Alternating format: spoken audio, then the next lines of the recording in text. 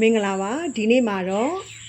စာရေးဆရာဗမော်သိန်းဖေရေးထားတဲ့အသေးအဖွဲလေးတွေနဲ့စိတ်မညစ်ပါနဲ့ဆိုတဲ့စာအုပ်ထဲကတစ်စိတ်တစ်ပိုင်းလေးကိုပြန်လည်မျှဝေသွားမှာဖြစ်ပါတယ်ဒါကြောင့် audio လေးကိုအဆုံးထိနားထောင်ပေးဖို့အတွက်ဖိတ်ခေါ်လိုက်ပါတယ်နော်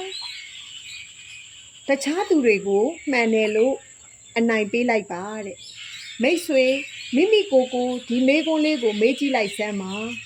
ငါမှန်တယ်ဆိုတာကိုဖြစ်ချင်သလားဒါမှမဟုတ်ငါပျော်ရွှင်မှုကိုရကျင်သလားအများအားဖြင့်တော့အဲ့ဒီနှစ်ခုမှာတစ်ခုကိုပဲရနိုင်ပါတယ်မိတ်ဆွေဟာမိမိပဲမှန်တယ်ဆိုတဲ့ယက်တီချက်ကိုကင်ဆွဲထားပြီးသူများတွေနဲ့စကားပြောရမှာအလျှော့မပေးတတ်သူဆိုရင်လူအတော်များများဟာမိတ်ဆွေနဲ့ဆက်ဆံဖို့ကိုရှောင်ရှားကြလိမ့်မယ်နောက်ပြီးမိတ်ဆွေကငါမှန်တယ်မင်းမားတယ်လို့အတိတ်ပဲရတဲ့စကားကိုပြောလိုက်တဲ့အခါတစ်ဖက်ကလည်းသူမမားချောင်းကိုခုခံကာကွယ်ပြောလိုက်မယ်ဒီလိုနဲ့နှစ်ဖက်စလုံးဟာမိမိတို့ရဲ့ယက်တီချက်အသီးသီးကိုကာကွယ်ပြောကြရင်ညှင်းခုန်ကြမယ်စကားများကြမယ်ဒီလိုအခြေအနေမျိုးမှာမိတ်ဆွေဘလို့ပျော်ရွှင်မှုမျိုးကိုရနိုင်ပါလဲဒါကြောင့်မှန်တယ်ဆိုတာနဲ့ပျော်ရွှင်မှုနှစ်ခုမှာတစ်ခုကိုပဲရနိုင်တယ်လို့ဒီစာရဲ့တစ်ပိုင်းတစ်စမှာပြောခဲ့ပါတယ်နောက်ပိုင်းမိတ်ဆွေရဲ့တစ်ဖက်သားကိုငါမှန်တယ်မင်းမားတယ်လို့ပြောလိုက်ခြင်းဟာလဲသူအမားကိုထောက်ပြတာနဲ့တူနေပါတယ်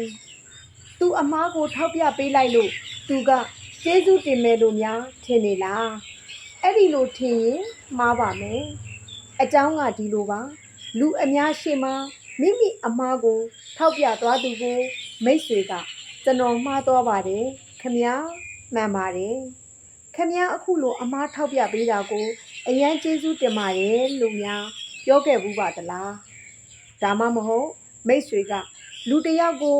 အမားထောက်ပြပေးလိုက်လို့သူဟာအရှက်ရသွားပြီမဲ့မိတ်ဆွေကိုကျေးဇူးတင်ပါတယ်လို့ပြောခဲ့တာမျိုးကောရှိခဲ့ဘူးပါသလားမိမိအမားထောက်ပြသူကိုကျေးဇူးတင်သူရှိတော့ရှိတတ်ပါတယ်ဒါပေမဲ့အလွန်ရှားပါတယ်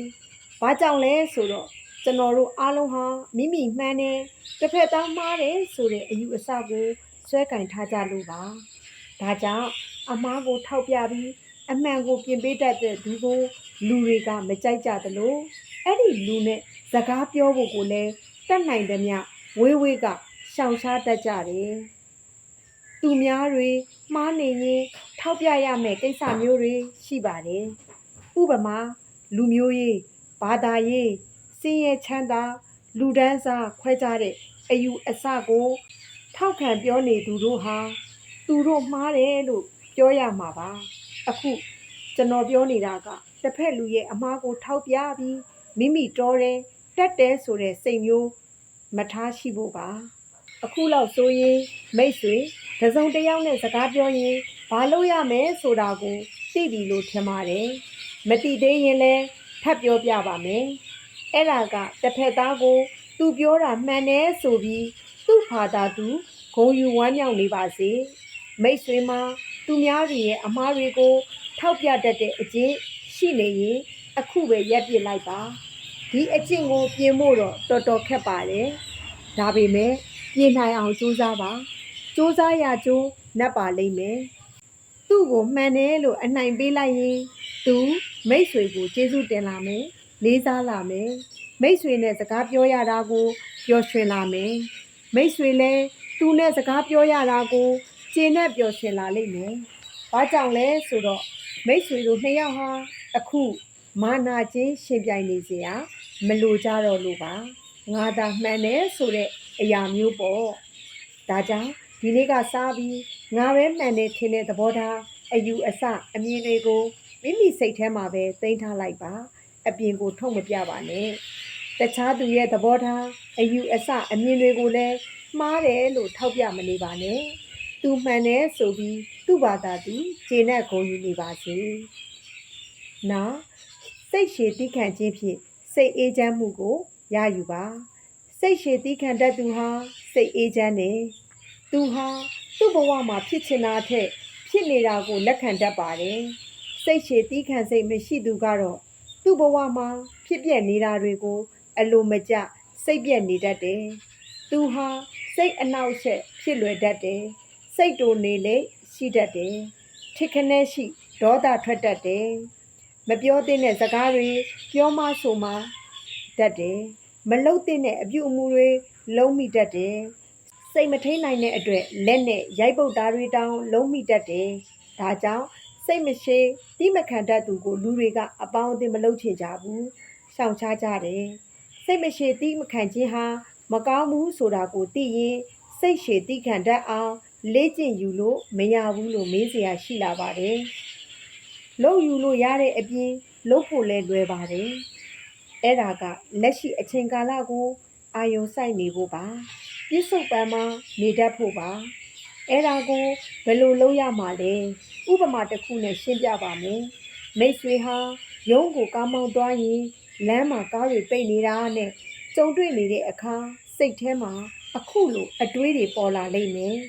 ရုံးချိန်ရောက်တာနောက်ကြတော့မယ်ရုံးနောက်ကြရင်အစည်းအဝေးတက်ဖို့မမီတော့ဘူး boss ငါ့ကိုစိတ်ဆိုးတော့မယ်ဒါဆိုရင်နောက်လာယာရုတိုးမဲ့စိတ်ရင်းမှာငါပါတော့မှာမဟုတ်ဘူးစတာတွေပါဒါပေမဲ့အဲ့ဒီအတွေးတွေဟာပြစ္ဆုတ်ပံမှာမဖြစ်သေးပါဘူးနောက်မှတကယ်ဖြစ်ချင်မှလည်းဖြစ်မှာပါဒါပေမဲ့မိတ်ဆွေဟာဖြစ်မလာသေးတာကိုတွေးပြီးစိုးရိမ်လာတယ်စိတ်မရှိတိမခံနိုင်ဖြစ်လာတယ်အခုလိုစတွေးလိုက်ပြီးဆိုတာနဲ့နောက်ထပ်ဆင့်ကဲအတွေးတွေစက်မတွေးမိခင်စိတ်ကိုငြိမ်အောင်ထားလိုက်ပါ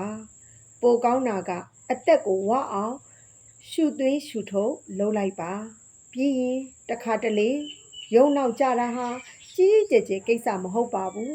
အမြဲတမ်းရုံနောက်ကြနေတာမဟုတ်လို့ခုတခါနောက်ကြတာဟာအသေးအဖွဲကိစ္စလေးပါလို့မိမိကိုယ်ကိုသတိပေးလိုက်ပါနောက်ပြီးတော့လက်ရှိအခြေအနေကိုသုံးသပ်လိုက်ပြီးကားပိတ်တဲ့ဒုက္ခကိုခံနေရတာမိတ်ဆွေတယောက်တည်းမဟုတ်ဘူးရှေ့မှာရောနောက်မှာရောကားတွေအများကြီးပါလားဆိုတဲ့အတွေးနဲ့စိတ်ဖြေပါစိတ်ရှည်ရှည်ထားပါမိတ်ဆွေစိတ်မရှိလို့လဲကားကိုမိုးပေါ်ပြန်တဲပြီးမောင်းသွားလို့ရတာမှမဟုတ်ဖဲလေဒါမှမတက်နိုင်တဲ့အခြေအနေတစ်ခုမှာဘာကြောင့်မိတ်ဆွေရဲ့စိတ်ကိုဒုက္ခပေးနေရမှာလဲဒီလိုလှုပ်လိုက်ခြင်းဟာမိတ်ဆွေပြစ္ဆုတ်ပံမှာနေလိုက်ခြင်းဖြစ်ပါလေစိတ်ရှည်တိခံခြင်းရှိရင်ရလာမယ့်အကျိုးတစ်ခုရှိပါတယ်အဲ့ဒါကတစ်ဖက်သားရဲ့အပြစ်ကင်းစင်မှုကိုမြင်တတ်လာခြင်းမှာတရက်စာဖတ်ခန်းထဲမှာကျွန်တော်တယောက်တည်းစာအုပ်ရေးနေတော့ကျွန်တော်သမီးလေး၄နှစ်အရွယ်ဟာအခန်းထဲကိုပြေးဝင်လာပြီးစာရေးနေတာကိုနှောက်ယှက်ပါတယ်ကို့ဘော်ကိုကုတ်ကတ်တွေ့ကပ်ပြီးပေါင်ပေါ်တက်ထိုင်နေပြီးရင်ဇပွဲပေါ်ကရေးလက်စာရွက်တွေကိုထည့်ပစ်တယ်အဲ့ဒါကိုဘယ်လိုတုတ်ပြန်ရမလဲအရင်လိုစိတ်မျိုးနဲ့ဆိုရင်ငါအလုတ်ဆက်လုပ်လို့မရတော့ဘူးငါရေးမဲ့စိတ်ကူးတွေပျောက်သွားပြီဒီနေ့အခန်းတစ်ခန်းပြီးအောင်ရေးဖို့စိတ်ကူးထားတာမပြီးနိုင်တော့ဘူးဆိုပြီးစိတ်တိုးဒေါသထွက်သွားမယ်သမီးလေးကိုအော်ငေါ့ပြီးအခန်းထဲကနှင်ထုတ်လိုက်မယ်သမီးလေးငိုယိုးပြီးအခန်းထဲကထွက်သွားမယ်အဲ့ဒါကိုမြင်တော့လဲကျွန်တော်ပဲစိတ်မကောင်းဖြစ်မိတယ်အခုတော့ကျွန်တော်ဟာစိတ်ရှည်သီးခံတတ်အောင်လေ့ကျင့်ထားပြီးဖြစ်လို့အဲ့ဒီအခြေအနေကိုအခုလိုတုတ်ပြန်လိုက်ပါတယ်ပထမဆုံးအခုလိုစဉ်းစားလိုက်တယ်သမီးလေးငါအခန်းထဲကိုဘာကြောင့်ဝင်လာတာလဲသူငါအလုပ်ကိုနှောက်ယှက်ချင်လို့မဟုတ်ပါဘူးငါ့ကိုချစ်လို့ဝင်လာတာပါငါ့ကိုချစ်လို့ငါနဲ့ကစားချင်လို့ငါ့ကိုပေါ်တွဲတက်တာပဲအဲ့ဒီလိုသမီးလေးနဲ့အပြစ်ကင်းစင်မှုနဲ့ဖခင်တယောက်အပေါ်ထားတဲ့သမီးလေးရဲ့ချစ်ချင်းမြတ်တာကိုစဉ်းစားရှုမြင်လိုက်တဲ့အခါစိတ်ဆိုးတာဒေါသထွက်တာမျိုးမခံစားရတော့ဘူးသမီးလေးလုံနေတာကိုတီးခံစိတ်ရှည်စိတ်ဖြစ်နေပါတယ်ချစ်စရာကောင်းတဲ့သမီးလေးရထားတာကိုဝမ်းသာကြည်နူးနေမိတယ်စိတ်ရှည်တီးခံတတ်မှုကြောင့်အပြစ်ကင်းစင်မှုကိုရှာတွေ့လိုက်တဲ့ကိုတွေ့ဖြစ်ရလေးပါစာတစ်ပတ်ရဲ့ဆိုလိုရင်းအချက်နှစ်ချက်ကိုမမေ့အောင်တည်တည်ချာချာမှတ်သားထားစေချင်ပါတယ်။ဘာလဲဆိုရင်1စိတ်ရှည်တိခံတတ်ဖို့ပြစ္ဆုတ်ပံမှာနေတတ်ပါ2စိတ်ရှည်တိခံတတ်ရင်လူတွေရဲ့ အပြည့်ကင်းစင်မှုကိုရှာတွေ့ပါလိမ့်မယ်စိတ်ရှည်သီးခံတတ်ဖို့အချိန်တိုလေးတွေလေ့ကျင့်ပါစိတ်ရှည်သီးခံစိတ်ကိုအားကောင်းလာစေဖို့ကျွန်တော်သိထားတဲ့ထိရောက်တဲ့နည်းလေးတစ်ခုကိုပြောပြချင်ပါတယ်အဲ့ဒါကအချိန်တိုလေးတွေသတ်မှတ်ပြီးစိတ်ရှည်သီးခံတတ်အောင်လေ့ကျင့်ပေးဖို့ပါအစာပိုင်းမှာ9မိနစ်လောက်ပဲအချိန်ယူပြီးလေ့ကျင့်ပေးပါဘယ်လိုလေ့ကျင့်ရမှာလဲမိမိကိုယ်ကိုအခုလိုပြောပြီးလေ့ကျင့်ခန်းကိုစတင်လိုက်ပါโอเคနောက်9မိနစ်အတွင်းငါစိတ်ကိုဘယ်သူမှဘယ်အရာကမှနှောက်ယှက်လို့မရစေရဘူးငါလုံးဝတိခံစိတ်မွေးထားမယ်အဲ့ဒီလိုပြောလိုက်ပြီးတာနဲ့အံ့ဩဖွယ်မယုံနိုင်စရာဖြစ်လာပါတယ်ဒီအချိန်ပိုင်းလေးအတွင်းမှာမိတ်ဆွေဟာစိတ်တူစေတဲ့ဒေါသထွက်စေတဲ့ဘလို့အဖြစ်ပြက်နဲ့ကြုံတီးခံနိုင်လိမ့်မယ်စိတ်ရှည်ရှည်ထားလာနိုင်တယ်ဆိုတာကိုတွေ့ရပါလိမ့်မယ်အချိန်တိုလေးမှာစိတ်ရှည်တီးခံခြင်းကိုလုပ်ယူနိုင်ခဲ့လို့အားတက်လာမယ်အားတက်လာမှုကြောင့်အချိန်တိုးပြီးစိတ်ရှည်တီးခံစိတ်ထားနိုင်အောင်ကြိုးစားလာပါလိမ့်မယ်ဒီလိုနဲ့အချိန်ကြာစိတ်ရှည်တီးခံစိတ်ထားနိုင်လာမယ်တီးခံစိတ်ရှည်ရှိသူတယောက်ဖြစ်လာလိမ့်မယ်ကျွန်တော်ဟာ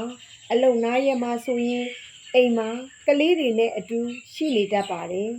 ဒီအချိန်တွေဟာအဖေတယောက်အတွက်စိတ်ရှည်တီးခံနိုင်တဲ့စွမ်းရည်တက်လာအောင်လေ့ကျင့်ပေးဖို့အကောင်းဆုံးအချိန်တွေပါမနေ့ပိုင်းမှာစာဖတ်ခန်းထဲကနေလူတယောက်ကိုအရေးကြီးတဲ့ကိစ္စတစ်ခုဆွေးနွေးဖို့ဖုံးဆက်မလို့လုပ်နေပါတယ်ရုတ်တရက်အခန်းထဲကိုသမီးလေး2ယောက်ပြေးဝင်လာကြတယ်ကျွန်တော်လက်နှစ်ဖက်ကိုဆွဲရမ်းလှုပ်ခါကြပြီးမေးခွန်းနေအလူအယံမေးကြတယ်ကျွန်တော်ပထမတော့အတော်လေးစိတ်တူသွားတယ်ဘာကြောင့်လဲဆိုတော့အရေးကြီးတဲ့ကိစ္စအတွက်ဖုံးဆက်ဖို့လုပ်နေတာကိုသူတို့လာနှောက်ယှက်ကြလို့ပါဒါပေမဲ့ဖုံးဆက်တာကိုမလုပ်တော့ပဲစိတ်ထဲကနေအခုလိုပြောလိုက်တယ်ဒီအချိန်ဟာငါစိတ်ရှည်တီးခံတတ်အောင်လေ့ကျင့်ဖို့အကောင်းဆုံးအချိန်ပဲငါနောက်နာရီဝယ်လုံးမှာအတက်နိုင်ဆုံးစိတ်ရှည်တီးခံစိတ်ထားနေမယ်အရင်ကတီးခံစိတ်ရှည်တာကိုလေ့ကျင့်ဖို့9မိနစ်အချိန်တိုလေးနဲ့စတင်ခဲ့ရကအခုတော့နာရီဝက်အချိန်ထိစိတ်ရှည်တတ်အောင်ကျင့်သားရနေပါပြီအဲ့ဒီလိုဆုံးဖြတ်လိုက်တာဟာမယုံနိုင်စရာအလုပ်ဖြစ်ခဲ့ပါတယ်ကလေးတွေမေးသမျှမေးခွန်းတွေစိတ်ရှည်လက်ရှည်နဲ့ရှင်းပြပေးနေလိုက်တယ်ကလေးတွေဟာကျွန်တော်ရဲ့စိတ်ရှည်တဲ့အပြုအမူကြောင့်ပျော်နေရှာကြတယ်ကျွန်တော်လည်းသူတို့နဲ့ထပ်တူပျော်နေမိတယ်နောက်ပြီးကျွန်တော်ရဲ့စိတ်ရှည်တီးခံစိတ်ဟာကလေး2ယောက်စီကိုကူးဆက်သွားလို့သူတို့လည်းစိတ်ရှည်တီးခံလာကြတယ်အရင်ကကျွန်တော်အော်ငေါ့ပြီးဆုံးမစကားပြောခဲ့တာတွေနားမထောင်တတ်ကြတဲ့ကလေးတွေဟာအခုတော့စိတ်ရှည်ထားပြီးဆုံးမနေတဲ့ကျွန်တော်စကားကိုစိတ်ပါလက်ပါနားထောင်နေကြတယ်နာယူရဲ့အကြာမှာသူတို့2ယောက်စလုံးပျော်ပျော်ပပနဲ့အခန်းထဲကပြန်ထွက်သွားကြတယ်အခုကျွန်တော်စိတ်အနောက်အရှက်ကင်းနဲ့အရေးကြီးတဲ့ဖုံးဆက်တာကိုလုံနိုင်ခဲ့ပြီစိတ်ရှည်တီးခံခြင်းဟာအရှိကိုအရှိတိုင်းမြင့်တက်လာစေပါတယ်မှတ်မိပါသေးတယ်တခါမှကျွန်တော်ဟာပြဿနာတစ်ခုကြောင့်အကြီးအကျယ်စိတ်ညစ်နေတယ်ဘာကြောင့်စိတ်ညစ်နေတာလဲဆိုတာကိုစိတ်ရှည်ထားပြီးတေးသေးချာချာစဉ်းစားကြည့်လိုက်တယ်ပြဿနာဟာ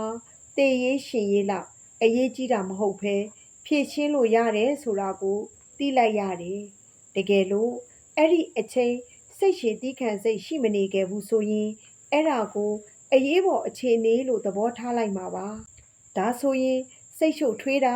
အော်ဟစ်ငေါငန်းတာစိတ်ပြက်တာစိတ်ထိကြိုက်တာသွေးတိုးတာတွေဖြစ်လာမှာပါ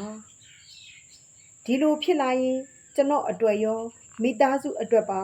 မကောင်းပါဘူးမိတ်ဆွေရဲ့ကလေးတွေနဲ့ boss နဲ့ဆက်ဆံရခက်ခဲတဲ့လုပ်ဖို့ကင်ဘက်တယောက်ဒါမှမဟုတ်ဘယ်သူနဲ့ဖြစ်ဖြစ်ဆက်ဆံရေးမှာအဆင်ပြေစေခြင်းရင်စိတ်ရှည်တီးခံစိတ်ထားရှိပါစိတ်ရှည်တီးခံတတ်အောင်အချိန်တိုလေးတွေကနေတဖြည်းဖြည်းအချိန်ကြာထိလေ့ကျင့်ပေးပါလေ့ကျင့်ဖို့တိတ်ခက်တာမဟုတ်သလိုအချိန်သိပ်ပေးရတာလည်း မဟုတ်ပါဘူးဒါပေမဲ့ရလာမယ့်အကျိုးကကြီးမားလွန်းလှပါတယ်နောက်ပြေငိမ့်မှုစတင်ကမ်းလှမ်းသူဖြစ်ပါစေလူတွေဟာတယောက်နဲ့တယောက်စကားများညှင်းခုန်ကြတယ်ရန်ဖြစ်ကြတယ်နားလည်မှုလွဲကြတယ်စိတ်ကောက်ကြတယ်စိတ်ဆိုးဒေါသထွက်ကြတယ်လူတွေအချင်းချင်းဆက်ဆံရေးမှာဒါမျိုးတွေကိုမကြာခဏကြုံတွေ့နေရတာပါဒါပေမဲ့တချို့ကအဲ့ဒီလိုဖြစ်ပြီးသွားရင်တော်တော်နဲ့စိတ်ဆိုးမပြေကြပဲစိတ်ထဲမှာတနှုံနှုံပြန်တွေးပြီးမကြည်မနှက်ဖြစ်နေကြတယ်သူတို့ဟာတစ်ဖက်လူကပြင်းငိမ့်မှုကမ်းလှမ်းလာမှကိုမျော်လင့်ဆောင်စားနေကြတယ်သူမှားတာပဲသူကစခေါ်ရမှာပေါ့ငါတော့စမခေါ်နိုင်ဘူးလို့အစွဲရှိနေကြတယ်ကလေးချင်းစကားများရန်ဖြစ်ပြီးရင်အဲ့ဒီလိုမျိုးလှုပ်တတ်ကြတယ်အဲ့ဒီလိုလှုပ်တာအကျိုးရှိပါရဲ့လားကျွန်တော်ကတော့အကျိုးမရှိဘူးလို့ယူဆပါတယ်ဘာကြောင့်လဲဆိုတော့စိတ်ဆိုးမပြေနိုင်ကြလို့အခေါ်အပြောမလုပ်ကြတာကြာသွားရင်အလွန်ခင်မင်တဲ့တငယ်ချင်းတွေတောင်ရန်သူတွေဖြစ်သွားနိုင်ကြလို့ပါတခါမှရင်းနှီးတဲ့အမျိုးသမီးကြီးတစ်ယောက်အတော်လေးနေမကောင်းဖြစ်လို့ဆေးရုံတက်ရတယ်ကျွန်တော်သူ့ကိုဆေးရုံမှာတွားကြည့်တယ်သူကကျွန်တော်ကိုပြောပြရတယ်သူနဲ့သူ့ရဲ့တူးသီးသောသားတို့ဟာစကားမပြောကြတာ3နှစ်တောင်ရှိနေပြီတဲ့ကျွန်တော်အံ့ဩသွားပြီးဘလို့ဖြစ်ကြတာလဲလို့မေးကြည့်မိတယ်သူ့သားရဲ့မိန်းမသူ့ချွေးမနဲ့ပတ်သက်ပြီးသားအမိအကြီးအကျယ်စကားများခဲ့ကြတယ်အဲ့ဒါဖြစ်ပြီးကတည်းကသူတို့နှစ်ယောက်ဟာလုံးဝစကားမပြောကြတော့ဘူးအဆက်အသွယ်လည်းမလုပ်ကြတော့ဘူးတဲ့သူကဆက်ပြောပြန်တယ်သူ့သားကစပြီးမတောင်းပန်ရင်သူဘယ်တော့မှခွင့်လွတ်မှာမဟုတ်ဘူးတဲ့ဒီစကားကိုပြောပြီးတာနဲ့ချုံပွဲကြငိုလိုက်ပါတယ်ခွင့်မလွတ်နိုင်တဲ့သားကိုအခုအချိန်မှာအရန်တွေ့ချင်နေရှာမယ်ဆိုတာကိုကျွန်တော်နားလည်ပါတယ်။ဘာကြောင့်လဲဆေးရုံပေါ်မှာအားငယ်နေချိန်မို့ပါ။ဒါကြောင့်သူ့ကိုတားစီဖုံးဆက်ပြီးစကားပြောဖို့အကြံပေးပါတယ်။ဒါပေမဲ့သူကကျမမလုံနိုင်ဘူးရှင်။သူကပဲကျမကိုစခေါ်ပြီးတောင်းပန်ရမှာပေါ့လို့ပြောပြီးခါခါတီးတီးညှင်းဆန်နေပါတယ်။တားကသာအမေကိုစတောင်းပန်ရမှာသူဟာအမေမို့တားကိုစပြီးတောင်းပန်เสียစကားဆိုเสียမလိုဘူးလို့မာနထားနေပါတယ်ကျွန်တော်လက်မလျှော်ပဲသူ့ကိုဆေးရုံမှာနောက်ရက်တွေမှာတွားကြည့်တိုင်းသူ့သားစီကိုဖုံးဆက်ဖို့တိုက်တွန်းဖြောင်းပြနေပါတယ်နောက်ဆုံးတော့သူဖုံးဆက်ဖို့သဘောတူလိုက်ပါတယ်သူကျွန်တော်ရှေ့မှာပဲသားစီကိုဖုံးဆက်လိုက်တယ်သူဟာဖုံးဆက်ရင်းမျက်ရည်တွေစီးကျနေတယ်ဖုံးဆက်ပြီးသွားတဲ့အခါကျွန်တော်ကိုလှမ်းကြည့်ပြီးဝမ်းသာအားရနဲ့ပြောပါတယ်ဖုံးပေါ်ကသူ့အတန်ကိုကြားကြချင်းပဲသားဟာအယံဝမ်းသာသွားပြီးသားမှားပါတယ်လို့တဒွတ်တို့တောင်းပန်ရှာတယ်တဲ့ပြီးတော့သူ့သားမနေ့ကဆေးရုံကိုလာကြည့်ဖို့လေရင်မြန်နဲ့လာမယ်တဲ့ကြည်စမ်းမှာ3နှစ်ကြာအောင်စကားမပြောဘဲနေခဲ့ကြတဲ့သူတို့သားမိ2ယောက်ဟာတယောက်ကစပြီးပြေငိမ့်မှုကမ်းလှမ်းလိုက်တာနဲ့ချက်ချင်းပဲပြေလည်သွားကြတယ်နှစ်ဦးစလုံးပျော်သွားကြတယ်နှစ်ဖက်စလုံးအနိုင်ရသွားကြပါတယ်ကျွန်တော်တို့ဟာတယောက်နဲ့တယောက်ပြဿနာဖြစ်ပြီးတိုင်းမိမိကစားပြီးပြင်ငိမ့်ဖို့ကိုမကန့်လန့်ချင်ကြဘူးဘာကြောင့်လဲဆိုတော့ငါမှန်တယ်သူမှားတယ်ဆိုတဲ့အယူအဆကိုဆွဲကင်ထားတတ်ကြလို့ပါဒီအယူအဆကိုမဆွဲကင်မဲမိမိကတစ်ဖက်လူကိုပြင်ငိမ့်ဖို့စတင်ကန့်လန့်လိုက်ရင်ချက်ချင်းပြေလည်သွားနိုင်တယ်ဆိုတာကိုမတိကြလို့ပါမတိကြလို့လားမတိကြတာမဖြစ်နိုင်ပါဘူးငါမှန်တယ်ဆိုတဲ့အယူအဆဟာပျော်ရွှင်မှုထက်ပိုအရေးကြီးတယ်လို့ထင်နေကြလို့ပါကျွန်တော်တို့ဟာစိတ်ချမ်းသာမှုတွေဖြစ်ခြင်းရင်ကိုမှန်တယ်ဆိုတာထက်ကိုပျော်ရွှင်မှုကပိုအရေးကြီးတယ်ဆိုတာကိုနားလည်လက်ခံထားဖို့လိုပါတယ်ပျော်ရွှင်မှုကိုလိုချင်ရင်စုပ်ကင်ထားတဲ့မကျေနပ်မှုကိုလွတ်ချလိုက်ပြီးတစ်ဖက်သားကိုပြင်ငိမ့်ဖို့စတင်ကမ်းလှမ်းလိုက်ပါတခြားသူကိုမှန်တယ်ဆိုပြီးအနိုင်ပေးလိုက်ပါဒီလိုပြောလိုက်လို့မိတ်ဆွေကိုမှားနေတယ်လို့ဆိုလိုတာမဟုတ်ပါဘူးအဲ့ဒီလိုလှုပ်လိုက်ရင်အားလုံးအဆင်ပြေသွားမယ်လို့ဆိုလိုတာပါမကျေနပ်မှုကိုလွတ်ချလိုက်ပြီးဆိုတာနဲ့ မိတ်ဆွေမှာခံစားနေရတဲ့စိတ်ဖိစီးမှုကြီးဟာရောကျသွားပါလိမ့်မယ်မကြည်မချမ်းစိတ်ဟာစိတ်ချမ်းသာမှုကိုကူးပြောင်းသွားပါလိမ့်မယ်မိတ်ဆွေကပြင်းငိမ့်မှုစတင်ကမ်းလှမ်းမှုကြောင့်တစ်ဖက်ကလည်းကမ်းလှမ်းမှုပြန်လှုပ်လာနိုင်ပါတယ်